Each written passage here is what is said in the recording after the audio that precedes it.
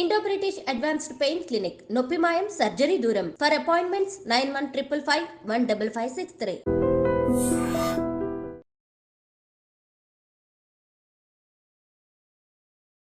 ప్రభుజీ గీతా జయంతి అన్నారు కదా, గీతా జయంతి అంటే ఆ రోజు రచించడం జరిగిందా, చెప్పడం జరిగిందా, ఎందుకు అది గీతా జయంతిగా చెప్పబడింది? పుస్తకం పుట్టినరోజు చూసారా అండి? కేవలం ఒకటే పుస్తకం పుట్టినరోజు ఈ ప్రపంచంలో ఉంటుంది, అది గీత జయంతి. అంటే పుట్టినరోజు చేస్తున్నామంటే ఆ పుస్తకం ఎంత గొప్పదో అర్థం చేసుకోండి. అసలు రచించింది ఎవరు ప్రభుజీ గీతని? కృష్ణుడు చెప్పాడు, వ్యాసుడు రచించాడు. అంటే విన్నది అర్జునుడు కదా. వ్యాస భగవానుడి యొక్క శిష్యుడు సంజయుడు. సంజయుడికి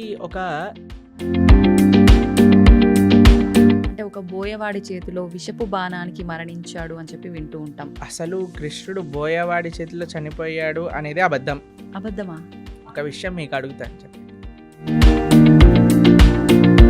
ప్రభుజీ, భగవంతుడు ఏదైనా ఆశిస్తాడు అంటే తను సృష్టించిన మనిషి నుంచి తాను ఏమైనా ఆశించడం అనేది జరుగుతుందంటారా? ఆశిస్తాను.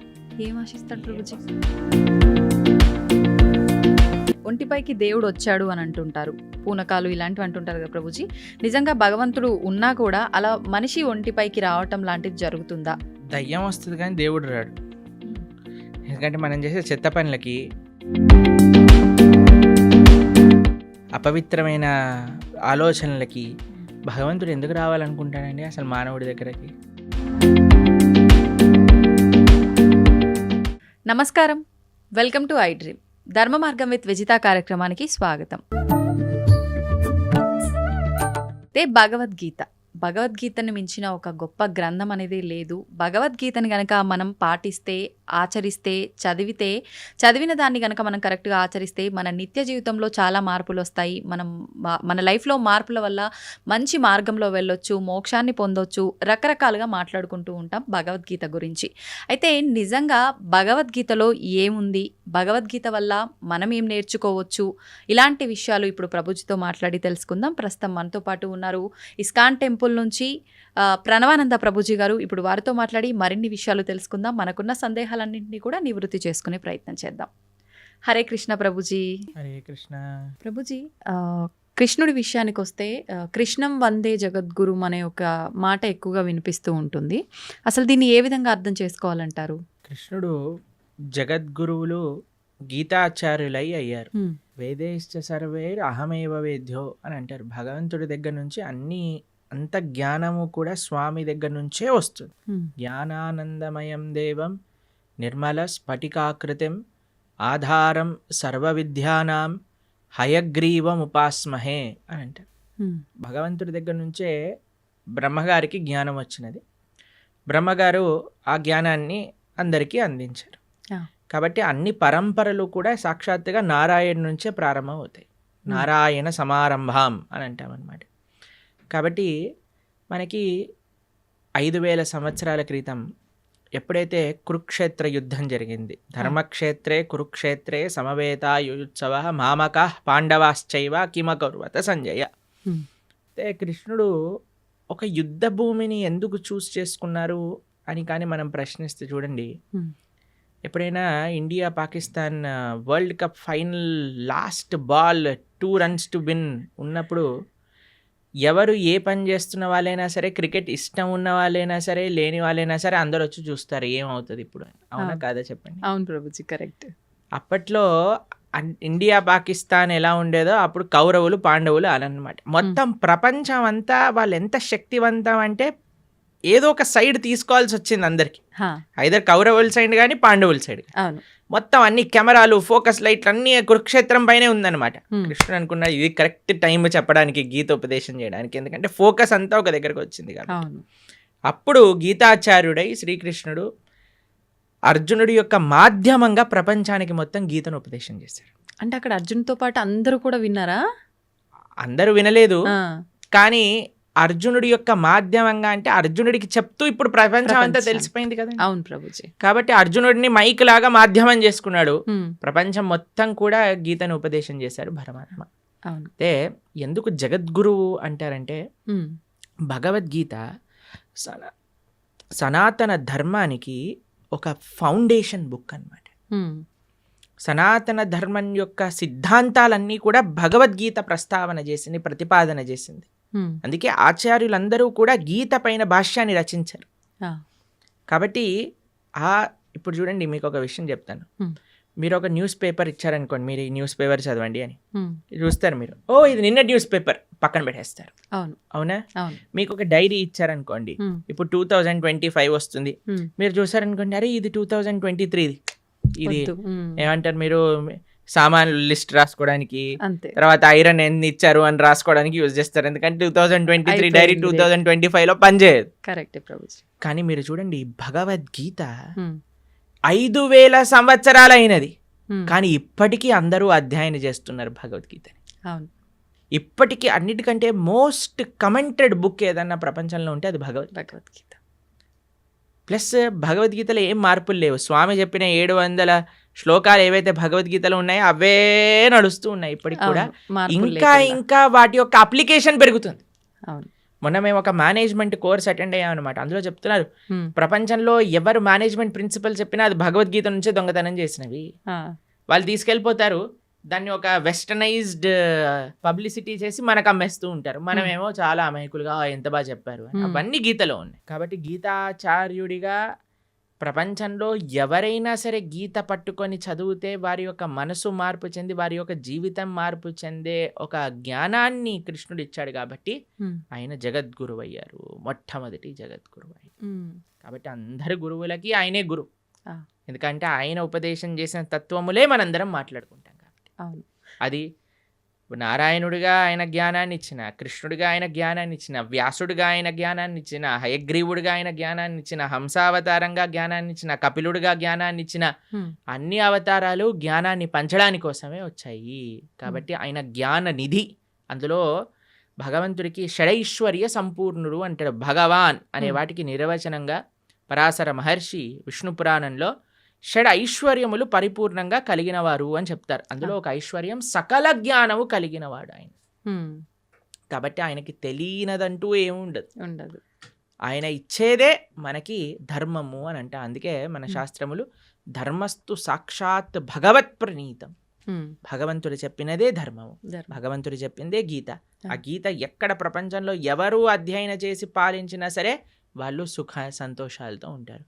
కృష్ణుడు గీతాచార్యుడై జగద్గురువులై వసుదే వసుతం దేవం కంస చానూర మర్దనం దేవకీ పరమానందం కృష్ణం వందే జగద్గురు. అటువంటి గీతా జయంతి మహోత్సవాన్ని కూడా మనం ఇటీవల చేసుకున్నాం. ఈ నెల రోజులన్నీ మార్గశీర్ష మాసం అంతా చాలా ముఖ్యమైనది. ఎందుకో తెలుసా అండి, కృష్ణుడు గీతలో చెప్పారు ఒక విషయాన్ని, మాసానా మార్గశీర్షోహం అని అన్నారనమాట. కాబట్టి ఈ మార్గశీర్ష మాసం అంతా కూడా గీతను అధ్యయనం చేయటం, గీతని వినటం. మన ప్రణవానంద దాస్ అనే ఛానల్ ఉంటుంది యూట్యూబ్లో. అందులో మనకి ప్లేలిస్ట్లో ఒకసారి మనం 18 అధ్యాయాలకి 18 గంటలు మనం ప్రవచనం అని చెప్పామన్నమాట. అది వినడానికి ప్రయత్నం చేస్తే మనకి గీత ఏం చెప్పాలనుకుంటుంది అనే విషయాలు మొత్తం కూడా మనకు అర్థమవుతాయి. అలా గీతని వినటం, గీతని చదవటం, గీతని 10 మందికి ఇవ్వటం ఈ మార్గశీర్ష మాసంలో చాలా ముఖ్యమైన విధానం అన్నమాట. ప్రభుజీ, గీతా జయంతి అన్నారు కదా, గీతా జయంతి అంటే ఆ రోజు రచించడం జరిగిందా, చెప్పడం జరిగిందా, ఎందుకు అది గీతా జయంతిగా చెప్పబడింది? మీరు ఎప్పుడైనా పుట్టినరోజు, ఒక పుస్తకం పుట్టినరోజు చూసారా అండి? కేవలం ఒకటే పుస్తకం పుట్టినరోజు ఈ ప్రపంచంలో ఉంటుంది, అది గీతా జయంతి. అంటే పుట్టినరోజు చేస్తున్నామంటే ఆ పుస్తకం ఎంత గొప్పదో అర్థం చేసుకోండి. అయితే గీతా జయంతి యొక్క విశేషత ఏంటి అని అంటే, గీత ఆ రోజు శ్రీకృష్ణుడు ఉపదేశం చేశారు అని ఒక విషయం చెప్తారు. లేదు, అమావాస్య రోజు ఉపదేశం చేశారు, సంజయుడు దాన్ని ప్రతిపాదన చేశారు ధృతరాష్ట్రుడికి, అది ఏకాదశి రోజు అని కూడా విషయం చెప్తారు. కానీ గీత ప్రకాశితమైన రోజు ఇది మనం తెలుసుకోవాలి. అర్జునుడికి కృష్ణుడు ఉపదేశం చేసిన రోజు గీతా జయంతి. అసలు రచించింది ఎవరు ప్రభుజీ గీతని? కృష్ణుడు చెప్పాడు, వ్యాసుడు రచించాడు. అంటే విన్నది అర్జునుడు కదా, మళ్ళీ అంటే వ్యాస భగవానుడికి ఇప్పుడు వ్యాస భగవానుడి యొక్క శిష్యుడు సంజయుడు. సంజయుడికి ఒక వరం ఇస్తాడనమాట వేదవ్యాసుడు. నువ్వు ఎక్కడున్న విషయమైనా సరే నీకు కనిపిస్తుంది, నీకు అది అర్థమవుతుంది అని. ఎందుకంటే ధృతరాష్ట్రుడికి చెప్పాలి, మామక పాండవైశ్చైవ కిమ కుర్వత సంజయ్, ఏం చేస్తున్నారు వాళ్ళు అని సంజయుడిని అడిగాడు. సంజయుడు ఆ దివ్య దృష్టితో చూశాడు. కృష్ణుడు అర్జునుడికి చెప్పిన విషయాలన్నీ కూడా సంజయుడు ధారణ చేసి ధృతరాష్ట్రుడికి చెప్పాడు. సంజయుడు మాధ్యమంగా వేదవ్యాసుడికి తెలిసి వేదవ్యాసుడు కూడా రచించాడు. కాబట్టి మహాభారతము వేదవ్యాస లిఖితం. ఉమ్, అందులో కృష్ణుడు ఉపదేశం చేసిన భగవద్గీత మధ్యలో ఉమ్, పొందపరుచుంది అనమాట. కాబట్టి ఉమ్. భగవద్గీత అటు శృతి ఇటు స్మృతి Hmm. అపౌరుషేయము లిఖించబడినది. రెండు కూడా విశేషమైన లక్షణం భగవద్గీతకి. అయితే ఇప్పుడు మనందరం చూస్తున్నది తెలుగులో మనకు కనిపిస్తుంది గీత అని అంటే.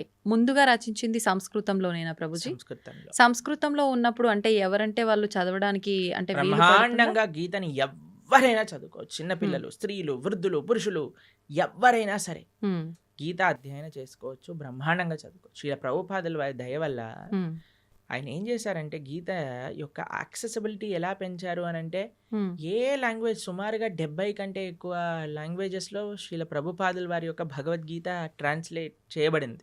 ఆహా. మీకు ఒక విషయం చెప్తాను. లాస్ట్ 50 yearsలో 55 కోట్ల గీత పుస్తకాలు వితరణ చేసింది ఇస్కాన్. వామ్మో, ఆ, చాలా ఎక్కువ 55 సంఖ్యలో. కోట్ల పుస్తకములు ఉమ్, వితరణ చేశారు ప్రపంచవ్యాప్తంగా. Okay okay. అది గొప్ప విషయం అన్నమాట. ఉమ్, కాబట్టి అలా మనం ఈ గీతా వితర అనేది చాలా ముఖ్యమైన సేవ. కాబట్టి మీరు ఏ లాంగ్వేజ్లో శ్రీల ప్రభుపాదుల వారి భగవద్గీత యథాతథం అని మీరు టైప్ చేశారనుకోండి, మీకు ఈజీగా లభించేస్తుంది. దాన్ని చక్కగా మనం చదువుకోవటమే. అది తెలుగులో అంటే తెలుగులో, ఇంగ్లీష్లో అంటే ఇంగ్లీష్లో, హిందీలో అంటే హిందీలో, అన్నిట్లో ఉంది. ఉమ్. ఇప్పుడు గీతని అంటే దానం చేయొచ్చా ప్రభుజీ? ఎవరికి దానం చేయొచ్చు అంటారు ఒకవేళ అంటే దానం మన ఇంట్లో చేయాలంటే? ఉండే పుస్తకాన్ని దానం చేసేయకూడదు. మన ఇంట్లో ఉండే పుస్తకాన్ని మనం చదువుకుంటూ ఇంకో చదువుకోవాలి. పుస్తకాన్ని తీసి దానం చేయొచ్చు. ఇప్పుడు చూడండి, ఆ, అందరికీ ఒక క్రేజ్ పెరిగిపోయింది ఈ మధ్యలో, రిటర్న్ గిఫ్ట్స్ అని. ఆ, సరే, మీరు అవును, ఏ అవును. చిన్న ఫంక్షన్ చేసినా సరే రిటర్న్ గిఫ్ట్ రిటర్న్ ఇవ్వాలి. గిఫ్ట్. ఇప్పుడు వచ్చే గిఫ్ట్ కంటే వెళ్ళే గిఫ్ట్ ఇంకా ఈ ప్రెస్టీజియస్ గా ఉండాలి అని ఆలోచిస్తూ అవును. ఉంటారు. పెళ్లిల్లో ఉండే వాళ్ళందరూ ఆలోచిస్తుంటారు ఏమి ఇవ్వాలి, ఏం చేయాలని. మీరు ఏ వస్తువు ఇచ్చినా సరే, ఇదేంటి, ఇది అందరు ఇస్తున్నారు, ఇదెందుకు, దీనికంటే ఎక్కువ తీయచ్చు కదా, అన్ని కంప్లైంట్స్ వస్తూ ఉంటాయి. ఎవరు సాటిస్ఫై చేయలేం. అవును. నా పర్సనల్ సజెషన్ ఏంటి అంటే, సనాతన ధర్మంలో ఉండే వాళ్ళు ఎవరైతే వివాహం చేసుకుంటారో రిటర్న్ గిఫ్ట్గా అందరికి ఒక గీతా పుస్తకాన్ని ఇవ్వండి. మంచి సలహా ప్రభుజీ.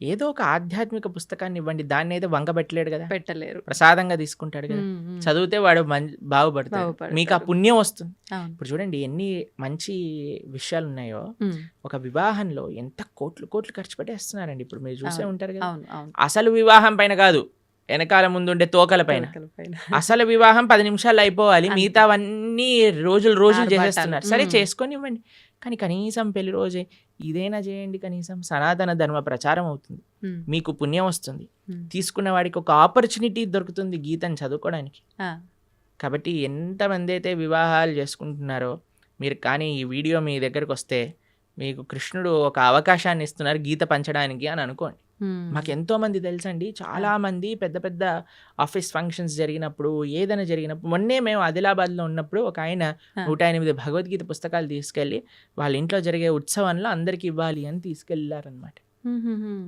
కాబట్టి తప్పకుండా మీకు కానీ గీత పుస్తకాలు కావాలి అని అంటే ఇస్కాన్ ఆదిలాబాద్కి మీరు కాంటాక్ట్ చేయండి. మీకు ఎన్ని వేలు కావాలంటే అన్ని 1000 పుస్తకాలు మేము పంపిస్తాం. అవునా? చక్కగా మీరు రిటర్న్ గిఫ్ట్ రూపంలో గీత పుస్తకాన్ని ఇవ్వండి.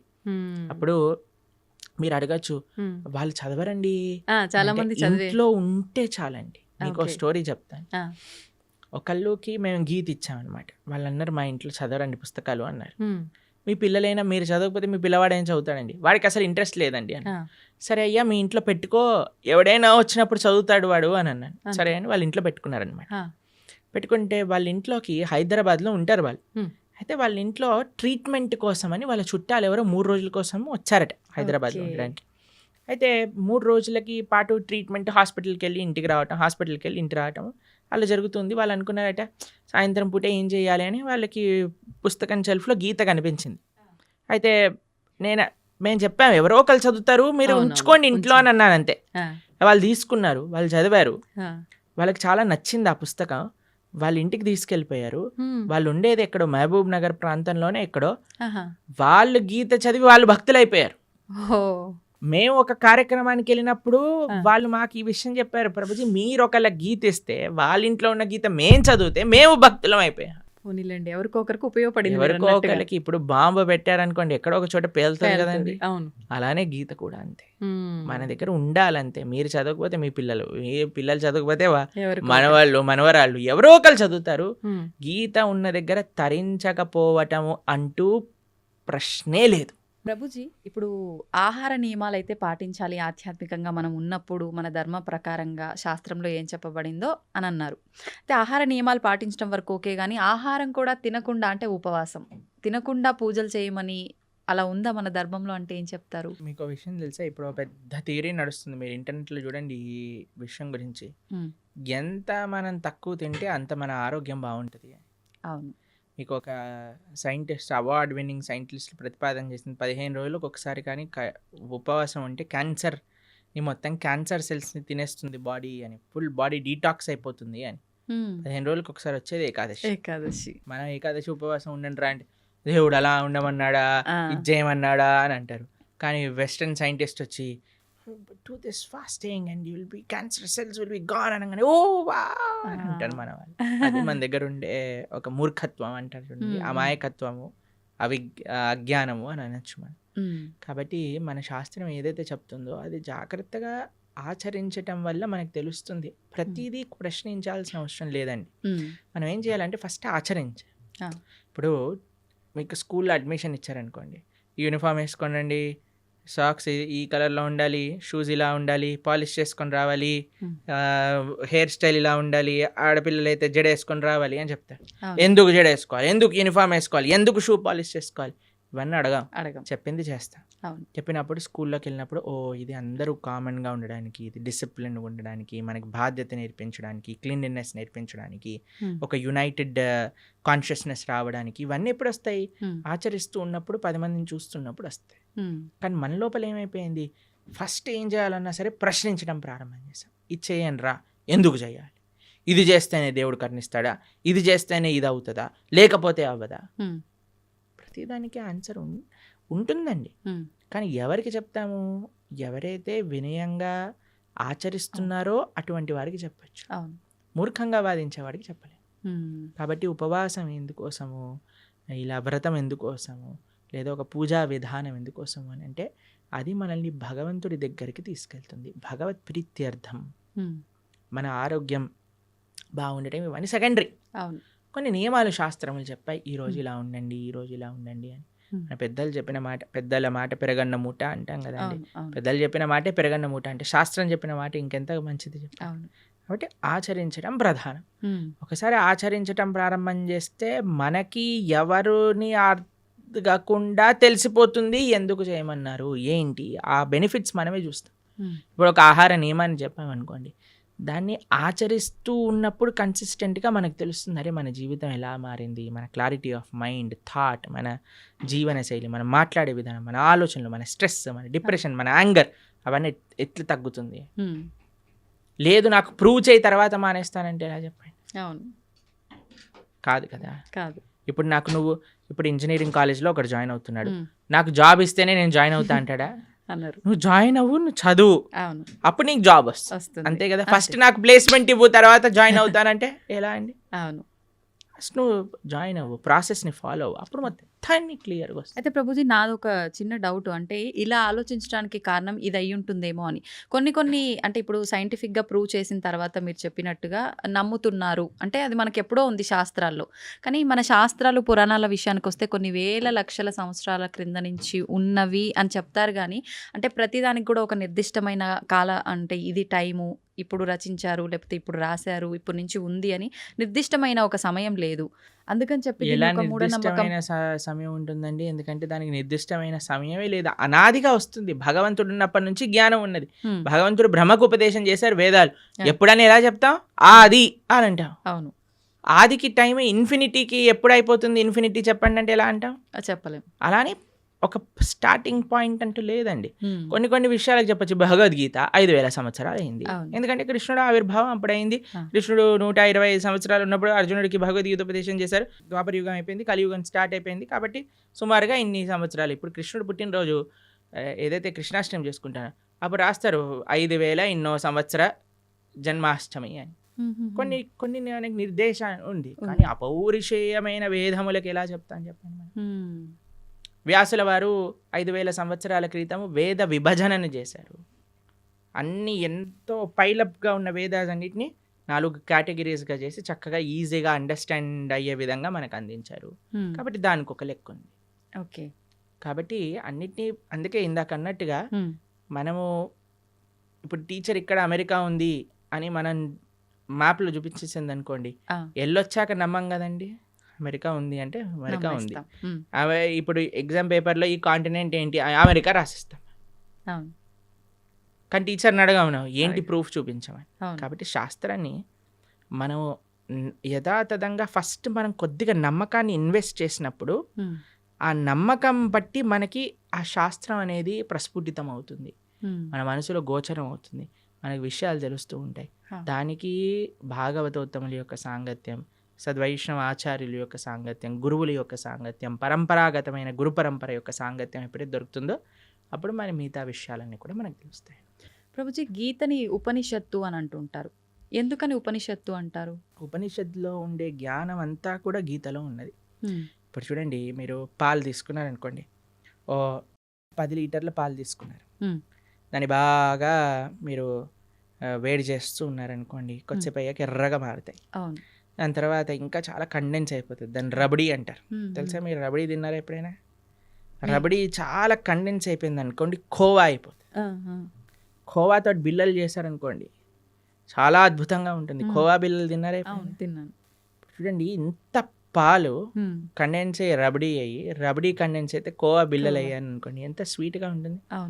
అలా శాస్త్రములు ఎన్నో ఉన్నాయి, వాటి యొక్క సారాంశం ఉపనిషత్తులు, ఉపనిషత్తుల యొక్క సారాంశం గీత.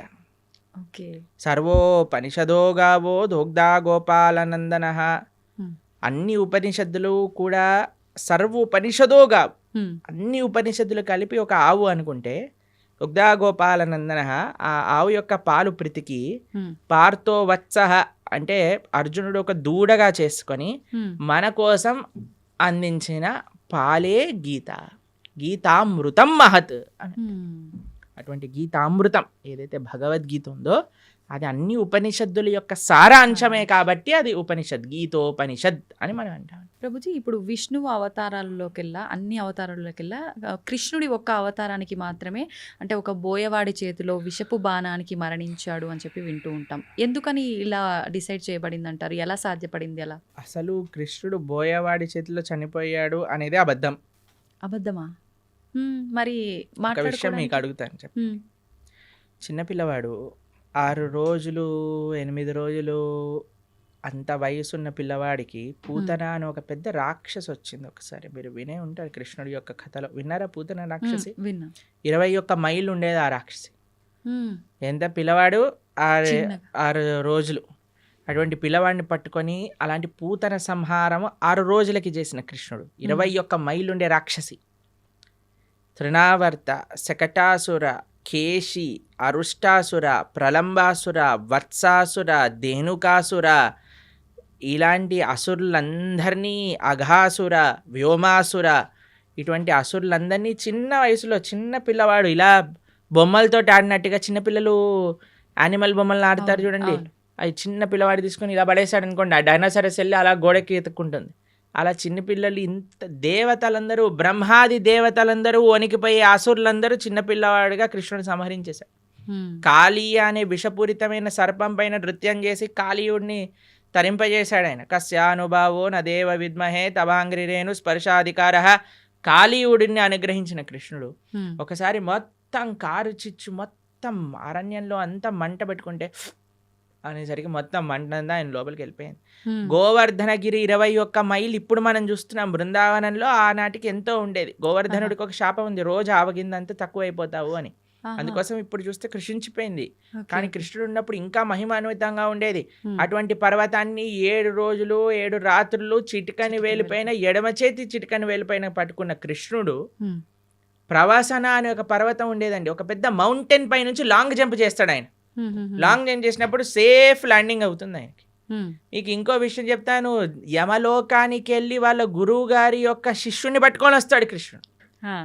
అటువంటి శిష్యుడికి ఎప్పుడైతే కృష్ణుడు వెళ్ళి యమలోకంలో శంఖం పూరించాడో, యమధర్మరాజు పరిగెత్తుకుంటూ వచ్చి, అయ్యా నీకేం కావాలో చెప్పు అనగానే, మా గురువు గారి శిష్యుని వదిలేసి అనగానే తీసుకొచ్చి, అయ్యా తీసుకోండి, నువ్వే ప్రపంచానికి సొత్తు, నువ్వేం కావాలన్నా ఇస్తాను అని యమధర్మరాజు ఇచ్చేసి. అటువంటి కృష్ణుడికి ఒక బోయవాడు బాణాన్ని పాదాలకు, మీరు ఒకసారి ఆలోచన చేయండి. హ్మ్. ఒక పాదానికి ఒక ఫీట్కి ఎవరికైనా బుల్లెట్ తగిలింది అనుకోండి, హ్మ్. చనిపోతాడా? చనిపోరు. కాకపోతే కాలు ఏదో మన ఒకటి అవుతుంది. సీరియళ్లలో పాయింట్ బ్లాక్ లో బుల్లెట్ పోయినా సరే వాడు నెక్స్ట్ మినిట్ వాళ్ళ బ్రతుకుతాడు. భార్య ప్రార్థన చేయగానే లేచి నించుంటాడు. అలాంటిది పరమాత్మ భగవంతుడైన శ్రీకృష్ణ పరమాత్మ ఆ. కాలికి ఒక బాణం తలిగితే చనిపోతారు అని అంటే ఎలా మనం నమ్మగలుగుతాం చెప్పండి? హ్మ్. ఎటువంటి స్వామి? Hmm. మీకు ఒక విషయం చెప్తాను, అందుకే శాస్త్రాన్ని చదవాలి. Hmm. ఇన్స్టాగ్రామ్ రీళ్ళు అవి ఇవి చూడకూడదు. హ్మ్. భాగవతం ఏం చెప్తుంది అంటే, కృష్ణుడు అలా ఒక పెద్ద చెట్టు కింద శంఖచక్ర గదా పద్మములతో ఇలా విశ్రమించి ఉన్నాడు. హ్మ్. దూరం నుంచి ఒక బోయవాడు చూశాడు హా. కృష్ణుడిని. కృష్ణుడి యొక్క పాదము ఆయనకి ఒక జింక చెవిలా కనిపించింది అన్నమాట. ఆహాహా. అయితే దూరం నుంచి ఆయన బాణం వేశాడు. హ్మ్. ఆ బాణం వచ్చి కృష్ణుడికి తలిగింది. హ్మ్. తర్వాత ఆ బోయవాడు వచ్చాడు. హ్మ్. ఇప్పుడు బాణం వేసాక చూస్తాడు కదండి, గురి అవును. తలిగిందా ప్రాణం తగలలేదు. చూసుకోవచ్చా అని కృష్ణుడి దగ్గరికి వస్తాడు. హ్మ్. ఓ కృష్ణ పరమాత్మ సాక్షాత్తుగా కృష్ణుడు అని దర్శిస్తాడు. హ్మ్.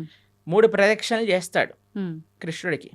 కృష్ణుడు అంటే, అయ్యా నీకు మోక్షాన్ని ఇచ్చేస్తున్నాను అని, నువ్వు నా విరమణ చేసే నేను లీలలో, నా అంతర్ధానం అయ్యే లీలలో నువ్వు కూడా నీ యొక్క కాంట్రిబ్యూషన్ ఇచ్చావు ఓకే. కాబట్టి నీకు మోక్షాన్ని షూట్ చేసిన వాడేమో మోక్షానికి ఇచ్చేసాడు ఆయన, ఆ. ఈయనేమో శరీరాన్ని చనిపోతాడా? విడిచిపెట్టేశారంటే ఎంత విచిత్రం చూడండి. దాని అవును. తర్వాత ఏదో ఆ బాణం అలానే ఉంది. హ్మ్. స్వామి అన్నీ ఇంకా అవతార పరిసమాప్తి చెయ్యాలి అని అనుకునే సమయంలో దేవతలందరూ, వారి కోసం కదండి కృష్ణుడు ఆవిర్భవించింది, అందరు దేవతలు వచ్చి పైనుంచి పుష్పవృష్టి కురిపిస్తున్నారనమాట. తండ్రి నా కోసం నువ్వు అవతరించావు, కృతజ్ఞతలు కృతజ్ఞతలు అని అందరూ కృష్ణుని స్తోత్రం చేస్తుంటే, హ్మ్. కృష్ణో స్వదాగోపకతే ధర్మ జ్ఞానాభి సహ, కృష్ణుడు హ్మ్. శరీరాన్ని వదిలేసి ఇక్కడ ఏదో తర్వాత ఆయన ఆత్మ పైకి వెళ్ళిపోయింది అలాంటిది ఏమి ఉండదండి. హ్మ్. ఆయన స్వయంగా శరీరం పూర్తి శ్రీకృష్ణ పరమాత్మ, ఆయనకి ఆత్మ వేరు శరీరం వేరు కాదండి. హ్మ్. కృష్ణుడు మనలాగా జీవుడు హ్మ్. పంచభౌతికమైన దేహం కాదండి. జన్మ కర్మచ మే దివ్యం. ఆ. ఆయన జన్మ దివ్యం, ఆయన కర్మ దివ్యం, ఆయన శరీరం దివ్యం. ఆయన ఎలా అయితే ఆ చెట్టు కింద కూర్చున్నారో అలానే హ్మ్. శరీరంగా ఆయన యొక్క ధామానికి చేరుకున్నారు కృష్ణ పరమాత్మ. హ్మ్. హ్మ్. హ్మ్. ఎప్పుడు ఆయన అవతార పరిసమాప్తి చెయ్యాలి ఆయన ఆ సంకల్పం చేసేసుకున్నారు. చేసేసుకున్నప్పుడు ఓకే. కాబట్టి ఆ బోయవాడి చేతితో చనిపోయాడు అనేది పెద్ద అబద్ధం. హ్మ్. ఇప్పుడు ఇక్కడ అంటే ఈయనకు మోక్షం కల్పించడం కోసమే ఆ బాణం తగలడమా ప్రభుజీ, లేదంటే రాముడు వాలిని చెట్టు చాటు అది నుంచి కూడా అబద్ధమే. చంపటము ఇదంతా? ఎందుకంటే వాలి చనిపోయే ముందు రాముడికి క్షమాపణ అడిగి, అయ్యా నువ్వు చేసింది ధర్మమే హ్మ్. అని వాళ్ళ కుమారుడిని రాముడికి సరెండర్ చేయించి వెళ్ళిపోతాడు. హ్మ్. హ్మ్. కాబట్టి భగవంతుడికి మనలాగా every action as equal and opposite reaction లాంటి ఉండదు. స్వామి దగ్గర పనిచేయమండి. ఓకే. కానీ ప్రతి స్వామికి ఒక్కరు కర్మ ఉండదు. అదే అదే ఉదాహరణగా అంటున్నా కదా, తీసుకుంటారు. మనకి హ్మ్. మనం WhatsApp university, Instagram college, Facebook tuitions ఇవన్నీ తీసుకుంటాం కాబట్టి మనం ఇలా తయారయ్యాం. హ్మ్. హ్మ్. కానీ శాస్త్రంగా అర్థం చేసుకోవాలి మనం. హ్మ్. కావున కృష్ణుడికి భగవంతుడికి పుట్టుక ఉండదు, భగవంతుడికి మరణం ఉండదు. ప్రభుజీ ఇప్పుడు మనకున్న 4 యుగాల్లో ప్రస్తుతం కలియుగంలో ఉన్నాము. అయితే కలి ప్రభావం వల్ల రకరకాల పాపాలు పెరిగిపోతున్నాయి. అది కలి ధర్మం అంటుంటారు. మరి ఈ కలియుగంలో మన అంటే తప్పు ఒప్పులని, మన కర్మలని తప్పించుకునే శక్తి మనకు ఉందంటారా? కలో దోష నిధేరాజన్ అస్తి ఏకోన్ మహాన్ గుణాన్ కీర్తనాతేవ కృష్ణస్య ముక్త సంగపరం రజేత్ అని మన శాస్త్రం చెప్తుంది. హ్మ్. కలియుగంలో మీరు చెప్పినట్టుగా దోషాల నిధి. ఇంకా మీకు విషయం చెప్పినండి, కలియుగం స్టార్టే అవ్వలేదు. ఆ. ఇది ఇంకా యుగ సంధి కాలము అని అంటారు. మొట్టమొదటి 5,000 సంవత్సరములు, హ్మ్. 5,000 సంవత్సరములు, 6,000 సంవత్సరాలు అలా చేంజ్ అన్నమాట. బ్రిడ్జ్ టైం ఇది. అంటే ఆహా. ద్వాపర యుగానికి కలియుగానికి బ్రిడ్జింగ్ టైం ఇది. మార్గం అనుకోవాలా అంటే ప్రభుజీ? పూర్తి కలియుగం ఆరంభం అవ్వలేదు ఇంకా. అవ్వలేదు. ఓకే. ఈ 5-10 ఇయర్స్ 5,000 ఇయర్స్ హ్మ్. హ్మ్. సంధి కాలము అని అంటారు అనమాట దాన్ని. హ్మ్. కాబట్టి ఇంకా కలియుగం ప్రారంభం అవ్వకముందే కలియుగం ఇలా అన్యాయం ఘోరం అంటున్నారు. ఇంకా కలియుగం ప్రారంభమయ్యాక ఇలా ఉంటుంది చెప్పండి. ఇంకా ఘోరాలు ఎక్కువైతాయి. అప్పుడైతే ఇంకా మీరు భక్తి చేయాలన్నా ధర్మం చేయాలన్నా మీకు ఎవడు ఐ డ్రీమ్స్ టీవీలో కృష్ణుడి గురించి మాట్లాడేవాడు ఉండడు. హ్మ్. మొత్తం ఎంటర్టైన్మెంటే ఉంటుంది. ఓకే. కాబట్టి ఇప్పుడే మనకి వస్తుంది కాబట్టి ఇప్పుడే మనం సీరియస్గా తీసుకొని ఆ, ఇప్పుడే మనం జపం చేసుకోవటం, గీత చదువుకోవటం. ఎందుకంటే మళ్ళీ అనుకోవచ్చు మళ్ళీ వచ్చే జన్మలో చూద్దాం, వచ్చే జన్మలో నువ్వు చూడొచ్చు కానీ నీకు చెప్పేవాడు ఎవడు ఉంటాడు కదా. అవును అవును. కలియుగం ముందుకు వెళ్తూ ఉంటే ధర్మం మెల్లమెల్లగా తగ్గిపోతూ ఉంటుంది. హ్మ్. కాబట్టి ఆ ధర్మం మనకి ఈ మానవ జన్మ ఇప్పుడు వచ్చింది, ఇప్పుడు మనకి మంచి విషయాలు తెలుస్తున్నాయంటే ఈ క్షణం మనం మంచి మార్గంలోకి వెళ్ళవలసింది. హ్మ్. ప్రభుజీ, మీరు అసలు కలియుగం ప్రారంభమే అవ్వలేదు, ఇది సంధికాలం అంటున్నారు.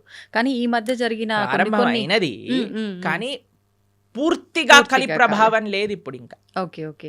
కానీ చాలా మంది అసలు కలియుగం యుగాంతమే జరగబోతోంది అని చెప్పి ఇప్పుడు వచ్చిన భూకంపాలు, ఈ ప్రళయాలను చూసి ఇంకా అంటున్నారు చాలా కదా. టైం ఉంది, ఉమ్, ఇప్పుడే లేదైతే. ఇంకా చాలా టైం ఉంది, ఇంకా 4 లక్షల పైన సంవత్సరాలు ఉంది కలియుగం అయిపోయేసరికి. ఉమ్, దాంట్లో ఏమి ఇది లేదు, చాలా అన్యాయాలు పెరిగిపోతున్నాయి. ఇందాక మనం అన్నట్టుగా కలో దోష నిదే రాజన్, దోషములతో కూడుకున్నది కలియుగం. ఉమ్, కానీ ఇందులో ఒకటే ఒక గొప్ప విషయం ఏంటి అంటే ఉమ్, కీర్తనాదేవ కృష్ణస్య, ఉమ్, భగవంతుడి యొక్క కీర్తన, భగవంతుడి యొక్క నామ జపం చేయటం చేత ఉమ్, మనిషి తరించిపోతాడు. మిగతా యుగములలో తరించడం చాలా కష్టం, ఓకే. కలియుగంలో చాలా సులభం తరించడం. Hmm. కేవలం భగవంతుడి యొక్క నామం హరే కృష్ణ కృష్ణ కృష్ణ హరే హరే, హరే రామ రామ రామ హరే హరే. ఇది షోడశాక్షరనామ్నాం కలికల్మషనాశనం, నాతరపరతరోపాయ సర్వవేదేషు దృశ్యతి. హరిర్నామ హరిర్నామేవ కేవలం, కలోర్నాస్తైవ నాస్తైవ గతిరన్యదా. ఇది శాస్త్రం చెప్పింది. ఈ కలియుగంలో తరించడానికి ఇంకొక మార్గం లేదు, హరినామమే మనకి శరణు. యదాప్నోతి తదాప్నోతి కలౌ సంకీర్త కేశవం అని అంటారు. మిగతా యుగములలో చేసే దాన తప కర్మ క్రియలు అన్నిటి యొక్క ఫలితము కూడా కలియుగంలో కేవలం భగవన్నామం జపం చేయటం చేత వచ్చేస్తాయి. యదాప్నోతి తదాప్నోతి కలౌ సంకీర్త కేశవం, ఆ కృష్ణుడి యొక్క నామస్మరణ అన్నిటికంటే గొప్పది. కాబట్టి ఎన్ని రకాల ఆపదలు మనకున్నాయన్నా, ఎన్ని రకాల డిస్ట్రాక్షన్స్ ఉన్నాయన్నా, ఎవరైతే భగవన్ నామాన్ని పట్టుకుంటాడో వాడికి ఎటువంటి తిరుగు లేనే లేదు. ప్రభుజీ, భగవంతుడు ఏదైనా ఆశిస్తాడు అంటే తను సృష్టించిన మనిషి నుంచి తాను ఏమైనా ఆశించడం అనేది జరుగుతుందంటారా? ఆశిస్తాడు. ఏం ఆశిస్తాడు? ఏ వస్తువుని ఆశించడు, మనస్సుని ఆశిస్తాడు. భగవంతుడికి ఏమీ అవసరం లేదు. భగవాన్ ఆయన అంటారు, ఏది భగవంతుడికి అవసరం లేదు, మనస్సు భగవంతుడికి అవసరం. ఈ ప్రపంచంలో ఉండే వాళ్ళకి ఏంటి, మన డబ్బులు అవసరం, మన అందం అవసరం, మన పలుకుబడి అవసరం, మన వస్తువులు అవసరం, మన ఇల్లు అవసరం. కానీ ఎవరినైనా మీరు అన్నారనుకోండి, మేము ఇప్పటి నుంచి మీరు ఇంట్లోకి వెళ్ళి చెప్పారనుకోండి, మేము వంట చేయను, జాబ్కి వెళ్ళను, ఏమీ చేయను, కానీ 24 గంటలు మీ గురించే ఆలోచిస్తూ ఉంటాను, నిన్నే ప్రేమిస్తూ ఉంటాను అని అంటే ఏమంటారు మీ ఇంట్లో వాళ్ళు? చాలా బ్రహ్మాండం అమ్మా అంటారా? అనరు. ఏమంటారు? పిచ్చి పట్టింది, దీనికేదో అయింది అంటారా? ఆ. మీరు భగవంతుడి దగ్గరికి వెళ్ళాలని అనుకోండి, అయ్యా నేను నీకేం పూజ పునస్కారం ఏం చేయలేను తండ్రి, కానీ 24 గంటలు నిన్ను మనసులో స్మరించగలుగుతా అంటే భగవంతుడు ఏమంటాడు? నువ్వే నాకు కావాలి అంటాడు. ఎందుకంటే ఈ ప్రపంచంలో ఉండే వాళ్ళందరికీ వస్తువులు అవసరం, భగవంతుడికి మనస్సు అవసరం. మనం ఏం చేస్తున్నా, ఆ మనస్సు కూడా ఈ ప్రపంచంలో ఉండే వాళ్ళకి ఇస్తున్నాం. కాబట్టి మనము ఈ ప్రపంచంలో ఉండేటప్పుడు మన బాధ్యతలు నిర్వర్తిస్తూ మన మనసుని భగవంతుడికి ఇవ్వాలి. అట్లా అని చెప్పి భగవంతుడికి నాకు ఏది వద్దని చెప్పి ముందు కూర్చొని ధ్యానం చేస్తే బ్రతకలేం కదా ప్రభుజీ, అన్ని కావాలి. అలా బ్రతకమని చెప్పాడా కృష్ణుడు? భగవద్గీతలో అర్జునుడు అదే అన్నాడు, నేను వెళ్ళిపోతాను, సన్యాసం తీసుకుంటాను. కృష్ణుడు అన్నాడు, మా మనుస్మర యుద్ధచ, నన్ను గుర్తుపెట్టుకుంటూ యుద్ధం చేయాలి నీ కర్తవ్యము అని అన్నాడు. కాబట్టి మనం మన బాధ్యతలను నిర్వర్తిస్తూ భగవంతుణ్ణి గుర్తుపెట్టుకోవాలి, భగవంతుని స్మరిస్తూ చెయ్యాలి. ఇది తత్వం. మనం నిత్యం ఎన్నో రకాల మాటలు మాట్లాడుతుంటాం, ఉదయం లేచిన దగ్గర నుంచి పడుకునే వరకు. ఈ మాట్లాడే మాటలు సత్యమే పలకాలి, అబద్ధాలు ఆడకూడదు అని చెప్పి అంటుంటారు. కానీ చాలామంది అబద్ధాలు ఆడుతూ ఉంటారు. అయితే భగవంతుడికే తప్పలేదు అబద్ధాలు ఆడటం, మానవ మాత్రం మనకెంత, కురుక్షేత్ర యుద్ధంలో శ్రీకృష్ణుడు అంతటి వాడే అబద్ధాలు చెప్పాడు అని చెప్పి కొంతమంది అంటుంటే విన్నాను. నిజంగా కృష్ణుడు అబద్ధం ఆడాడా? అబద్ధం ఆడటానికి వీళ్ళు ఒక సాకుగా అది తీసుకుంటున్నారా అంటే ఏం చెప్పారు? అబద్ధం అంటే నిర్వచనం ఏంటో తెలుసా అండి? భగవంతుడు ఏదైతే చెప్పాడో దానికి విరుద్ధంగా చెప్పటమే అబద్ధం చెప్పటము అని అర్థం. ఓకే. భగవంతుడు ఏదైనా మాట్లాడాడు అంటే అది అబద్ధం అవ్వదు. ఆయన సత్యం, ఆ, ఆయన స్వరూపమే సత్యం. అవును, భగవంతుడి కంటే పెద్ద సత్యం ఇంకొకటి లేదు. లేదు. ఆ సత్యం అబద్ధం ఆడినా సత్యమే అవుతుంది. కాబట్టి భగవంతుడు ధర్మస్తు సాక్షాత్ భగవత్ ప్రణీతం. ఉమ్, భగవంతుడు ఏం చెప్తాడో అది ధర్మం అవుతుంది. ఉమ్, భగవంతుడు మనకి అపరెంట్గా అబద్ధం ఆడాడు అనన్నా సరే ధర్మ సంరక్షణ కోసము, లోక పరిపాలన కోసము అంటాడు. కానీ ఉమ్, మనలాగా మన స్వార్థం కోసం మన తప్పులు పక్కన పెట్టుకోవడానికి అనరండి. అవును, ఒక వ్యక్తి ఎందుకు అబద్ధం ఆడతాడు? వాడు చేసిన తప్పుని ఇది చేసుకోవడానికి, కప్పిపుచ్చుకోవడానికి. కప్పిపుచ్చుకోవడానికి. కానీ భగవంతుడు అలా చేయలేదండి. భగవంతుడు ఏదన్నా చేశాడు అని అంటే దాని వెనకాల ఎంతో రీజన్ ఉంటుంది. అంతేగాని నేను కూడా భగవంతుడు ఆడాను కదా అని నేను కూడా చేశాను అనుకోండి, పులిని చూసి నక్క వాత పెట్టుకున్నట్టు అవుతుంది. అవును. కాబట్టి మన వాళ్ళకి ఉమ్, అన్ని చెడు పనులను సమర్థించుకోవడానికి భగవంతుడి పైన బాణాలు వేసేవాళ్ళు ఉమ్, ఫస్ట్ అసలు భగవత్ తత్వం అంటే ఏంటో అర్థం చేసుకోవాలి. ఉమ్, ఇప్పుడు చూడండి, మీరు ఒక సిగ్నల్ దగ్గర నించున్నారు అనుకోండి, ఉమ్, మీ దగ్గర సిగ్నల్ దగ్గర ఉన్నారు, మీకు రెడ్ లైట్ పడిందా, ఆగారు. ఆ, ఒక సీఎం, చీఫ్ మినిస్టర్ కాన్వాయ్ పోతుంది, ఆ, ఆయన జుమ్ జుమ్ జుమ్ జుమ్ అని కార్లు వెళ్ళిపోతాయి. అవును, హే వాడెందుకు వెళ్తున్నాడు, నేను కూడా వెళ్తానని మీరు కూడా వెళ్ళారనుకోండి, మిమ్మల్ని తీసి బొక్కలు పడేస్తారు. అంతే. అంతే కదండి. అవును, అవును. కాబట్టి ఒక్కొక్కళ్ళకి ఒక్కొక్క పద్ధతి ఉంటుంది, ఒక్కొక్కళ్ళకి ఒక్కొక్క నియమం ఉంటుంది. ఉమ్, ఆ నియమాన్ని ఆచరించడంలో గొప్పగా ఉంటుంది. కానీ పక్కన వాడి నియమాన్ని వాడెందుకు ఆచరించట్లేదు? ఇప్పుడు చూడండి, మీరు చాలా ఆశ్చర్యం ఏంటంటే ఉమ్, గుళ్ళల్లో లైన్లలో నించుంటారు జనాలు. అవును, ఎప్పుడైనా విఐపీలు కానీ ఎవరైనా కొందరికి ఫాస్ట్గా వెళ్ళిపోయారనుకోండి, వాళ్ళని చూసి వీళ్ళందరూ ఒకటే, వాళ్ళు ఎందుకు వెళ్ళిపోతున్నారు, వాళ్ళు తొందరగా అయిపోతుంది, మాకు అవ్వట్లేదని గోలబెట్టేస్తుంటారు. అవును, అవును. చూసారా టీవీలలో కూడా ఇలాంటి వీడియోలు చూస్తాం. మాకు అనిపిస్తుంది, సరే అయ్యా నీకు వాడు 2 నిమిషాల్లో వచ్చేస్తాడు, దర్శనం చేసుకొని 2 నిమిషాలు వెళ్ళిపోతాడు. నువ్వు అరగంట సేపు 2 గంటల సేపు ఆ ఆలయంలో ఉండే చక్కటి ఆ పాజిటివ్ స్పిరిచువల్ వైబ్రేషన్ని అబ్జర్వ్ చేసుకునే ఒక అవకాశం నీకు వచ్చింది. ఒక గీతో, భాగవతమో, ఒక విష్ణు సహస్రనామమో, ఏదో ఒకటి భగవన్నామమో, కృష్ణ గోవింద రామ నారాయణ అనుకోకుండా ఆ ఆలయంలో ఉండే ఆ పవిత్రమైన ఎన్వైరన్మెంట్ని పాడు చేసే విధంగా ఒకళ్ళపైన ఒకళ్ళు అరుచుకోవటాలు, వాళ్ళు వెళ్ళిపోతున్నారు, మేం టికెట్ కట్టాము, వీళ్ళు వెళ్ళిపోతున్నారు. ఈ గోల్ అసలు ఎంత విచిత్రమో చూడండి. అవును. వాడు అదృష్టవంతుడా, వీడు అదృష్టవంతుడా? మీరు చెప్పినట్టుగా చూస్తే వీళ్ళే అదృష్టవంతులు కదా, చెప్పండి. కానీ ఓపిక తక్కువ కదా ప్రభు. అలాంటి అసలు భగవంతుడు నేర్పించేది ఓపిక. ఆలయంలో ఓపిక పట్టిన వాడు జీవితంలో ఏం ఓపిక పడతాడు చెప్పండి. అవును. ఈ వ్యక్తి ఏమన్నా ప్రైమ్ మినిస్టరా తొందరగా వెళ్ళిపోయి దర్శనం చేసుకోవడానికి? లేదు. సరే అయ్యా, బిజీ, అందరూ బిజీ అయ్యి ప్రపంచంలో, కానీ నీకు ఒక అదృష్టం వచ్చింది కదా, నువ్వే వేరే వాళ్ళని చూసి మనకెందుకు, వేరే వాళ్ళతో పోలికెందుకు? వాళ్ళు వెళ్ళారు దర్శనానికి, సరే భగవంతుడికి ఇష్టం లేదేమో ఎక్కువసేపు ఈయన నా ముందు కనిపించద్దు, తొందరగా పంపించేస్తాడు. కానీ నీ పైన ప్రేమ ఉందేమో, నిన్ను ఎక్కువసేపు చూసుకోవాలనుకుంటున్నాడేమో. కాబట్టి మాకు చాలా బాధేస్తుందండి ఎక్కడైనా ఆలయంలో ఆ ఫైటింగ్ నేచర్ ఎప్పుడైతే వచ్చేస్తుందో, అది మొత్తం ఆ అట్మాస్ఫియర్ని పాడు చేసేస్తాం. కాబట్టి భగవంతుడితో మనకొద్దు, వేరే వాళ్ళతో పోలికొద్దు, మనము మన జీవితాన్ని పరిశీలన చేసుకుందాం. నేను ధార్మికంగా ఉన్నానా, ఆధ్యాత్మికత సనాతన ధర్మంలో వేరే వాళ్ళతో కంపారిజనే ఉండదు. నా జీవితాన్ని నేను భగవంతుడికి ఎలా సమర్పణ చేస్తున్నాను. ఇప్పుడు ఎగ్జామ్లో ప్రిపేర్ అయ్యేది నువ్వు ప్రిపేర్ అవుతావు, కానీ పక్కన వాడు అది ఆ చాప్టర్ వదిలేశాడు కాబట్టి నేను కూడా వదిలేస్తున్నాను, చెప్పని వాడు ఇది చేస్తున్నాడు కాబట్టి నేను కూడా అది చేస్తున్నాను. నీ ప్రిపరేషన్, నీ కాన్ఫిడెన్స్ నీది, నీ ఎగ్జామ్, నీ పర్ఫార్మెన్స్, నీ రిజల్ట్, నీ భవిష్యత్. అలానే ధర్మానికి వచ్చేసరికి నేను భగవంతుడికి ఆన్సరబుల్. ఒకరోజు భగవంతుడి ముందు నించున్నప్పుడు నేను చెప్పాలి సమాధానం. ఎంత అబద్ధం ఆడకుండా నేనున్నాను, ధర్మాన్ని ఆచరిస్తూ నేనున్నాను, శౌచం నేను పాటించాను. Krishna, you are not answerable to anybody in this world except God. ఇది గుర్తుపెట్టుకున్నాం అనుకోండి, వేరే వాళ్ళని మనం ఏమనం, ప్రశాంతంగా మన జీవితాన్ని చక్కగా మన మంచి భక్తి మార్గంలో ఉండగలుగుతాం. అవును, నిజంగా ప్రతి ఒక్కరూ అంటే ఇంత జ్ఞానంతో ఆలోచిస్తే తప్ప ఆ వెయిట్ చేస్తున్నాము అనేది భగవంతుడు నిజంగా మీరు చెప్పినట్టు ఎక్కువసేపు నన్ను అలా భగవంతుడు ఉంచాలనుకున్నాడేమో, నాతో అలా పలికించాలనుకున్నాడేమో నామస్మరణ అనే ఆలోచన చేస్తే గనక మనకి నచ్చే వాళ్ళని హే ఎల్లకెళ్ళకెళ్ళ కూర్చో అంటాం కదా. అవును, అలానే భగవంతుడి దగ్గర కూడా కదండి. భావన అండి, మనసులో ఏదైనా భావన ప్రధానం. భావన మంచిగా ఉన్నవాడికి జీవితం అంతా బాగా కనిపిస్తుంది.